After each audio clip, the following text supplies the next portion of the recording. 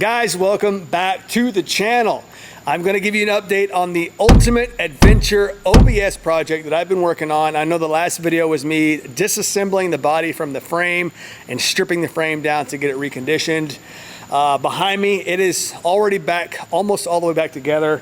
I did everything off camera because the last 40 days have been a blur for me. I don't know if you remember from the last video, I told you guys that I was literally about to have a baby, and actually when that video went live, my wife, who's filming for me right now, had our baby girl, Harper Willow Gentry, the day after. So there's just been a lot going on at the house, but in the little spare time that I've had, I've already been working on the truck, getting it put back together, and I'm just gonna update you guys on where I am with that process.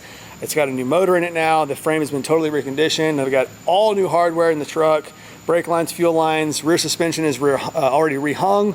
So I'm gonna walk you guys through it, kind of show you what that looks like, and then kind of give you a heads up / timeline on the next couple of videos in this project. My plan is to have this truck totally back and reassembled with the balls to the wall long travel suspension by King of the Hammers, which is January, to give you a little bit of a timeline perspective. So without further ado, let's dive into what I've done so far. Okay, guys. Like my microphone here.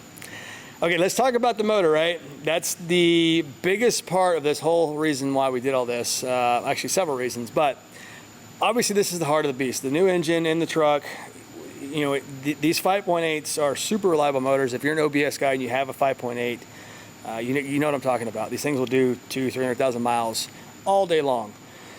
This one had 160,000 miles on it. It actually ran pretty well. It didn't have any blow by or anything like that. It just had a little bit of had low compression, a couple cylinders. So rather than putting it back in as a 30-year-old tired motor, I had it rebuilt. So let's kind of talk about what I did to the engine and the whole concept and reason why I did the specifics that I did to it. So started off sending the block out. I had it bored over 40, so it's got 4-inch, just flat top aluminum pistons, just an inexpensive set of pistons, obviously new rings and all that stuff. And then kind of moving up from the block, it's the factory crank, factory connecting rods. It's just bored over with new pistons in it. And then coming up to the cylinder heads, rather than putting the stock heads back on it or having them rebuilt, which arguably you could do, you could have your factory heads bored, ported, milled, whatever, have your cylinder heads worked, and you could make more power out of the factory heads. I just felt bang for your buck, labor over reward.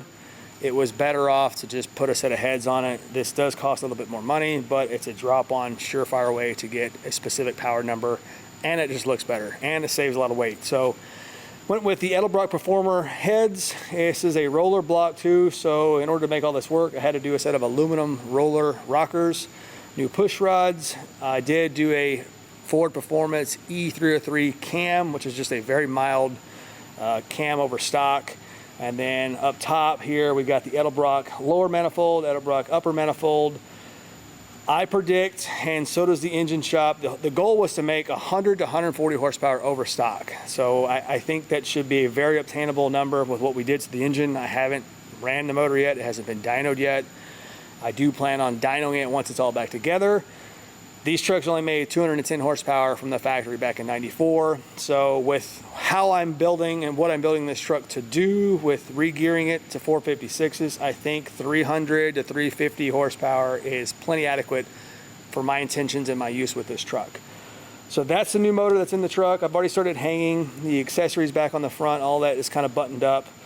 That's kind of all just stock stuff. And of course, obviously the Desolate power steering stuff that I did in the first video, that's all back on already. But yeah, that's the new power plant. Super excited to fire this thing up for the first time and hear how it sounds and runs and all that kind of stuff. But motor was a really big fun part of this reassembly process. Okay, so now that we got the engine out of the way, let's talk about the actual frame of the truck. I sent it out, had it powder coated, sandblasted, all that stuff. So the frame has totally been reconditioned. Every single piece of hardware on the frame has been replaced with grade 8 gold zinc hardware. One that looks cool, having a bunch of gold bling everywhere, but it's also a lot stronger than the factory stuff. So that's all back together.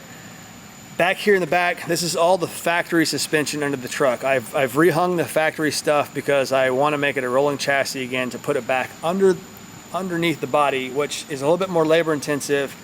But for the purposes of the suspension build with Desolate, it's, I think, more relatable to you guys that's watching to show that process, how the frame would be underneath the truck rather than building a rolling chassis out here. It would be a lot easier to build it out here and then put it back under there fully assembled. But again, I want to make it as relatable as I can to you guys because not everybody has a full-blown shop and won't be completely pulling the frame out of your trucks to recondition them. So, but this truck I plan to have for a long time, which is why I did that. So that's kind of why all this is going back in there. And then I'll show you guys the teardown process with suspension in the next, actually 2 videos from now. Okay, so the factory gas tank in this truck was actually in really good shape. Everything on this thing was actually in really good shape. This thing lived in Arizona a lot of its life, so there was a very dry, hot environment. So there was, there was surface rust, but no bad rust. So anyway, that being said, I pulled the factory tank out. I just scuffed it up, reconditioned it, and shot it with some ceramic engine paint is actually what this is. Put it back in here.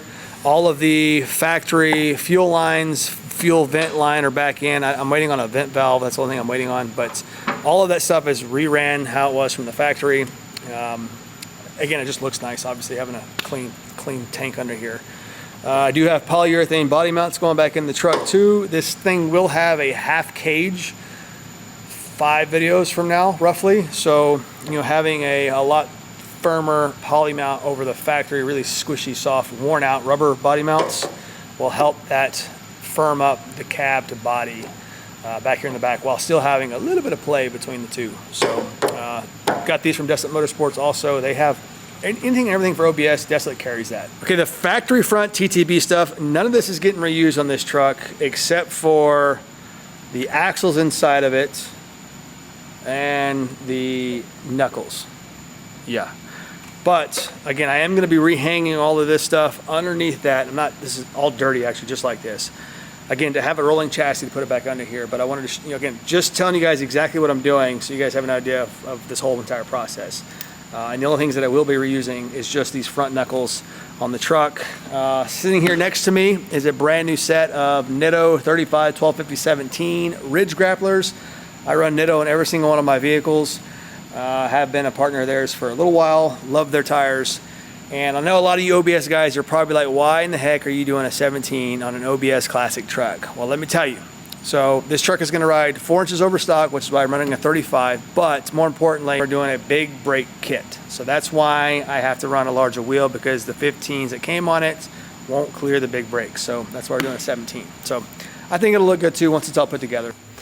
So that's going to be the majority of this video. I just wanted to give you guys an update, like I told you probably too many times in this video already. But before I wrap it up, I want to give you an idea and a visual of where I'm at with this process. So really the only things you guys have seen in the build process is the complete steering upgrade from Desolate.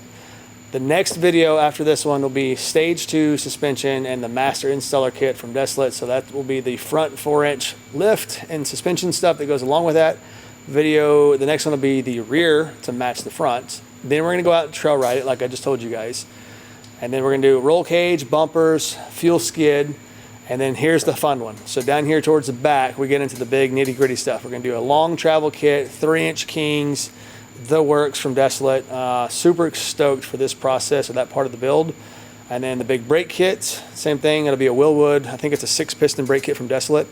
And then we're going to go trail ride it again. So we'll have a comparison from stock to stage 2, and then another trail ride with the long travel to kind of really see how the truck progressively evolves and how modular all this stuff can be to step up its capability. And then after that, we're going to bounce into the rear differential. We're going to put a rear spec curry in from Desolate as well. So a fully built 35 spline, fully welded axle. I mean, this is like a bulletproof rear end for this truck. And then next year, we're going to get into paint and body. And so now, like I told you guys in the beginning, this truck I'm building to take my wife and daughter camping and on lots of adventures with. My long-term plan is to give this truck to my daughter. So when I have the truck rebuilt, it's going to go back to its factory color, but I'm going to throw in some pink accents as tribute to my daughter. So this will be a super fun and very meaningful process and build for me. And yeah, so down the line, if you see me rocking around in a pink accented OBS, you'll know why, and I'll be loud and proud about it. So anyway, she can do with it what she wants. When she turns 18, she can drive it, sell it. I don't care. It'll be her truck. So yeah, like I told you guys, this thing means a lot to me. I met my wife in an OBS. I'm building this to make memories with my wife and daughter, and then eventually give it to her. So it's gonna be a very fun truck. Next few videos, we're gonna start getting rowdy with it now that I'm kind of got a routine with baby and mama and all that stuff back on track. Thank you so much for watching, guys. If you have any questions about the build, please drop them below. I'd be happy to answer as best I can with you guys. And then, you know, stick around if you're new to the channel. It's gonna be a lot of fun. We got a lot of stuff in the works. We're gonna go to Baja next month. Got King of the Hammers into the year. This truck will go to King of the Hammers too. So lots of fun stuff. See you in the next one, guys. Boom.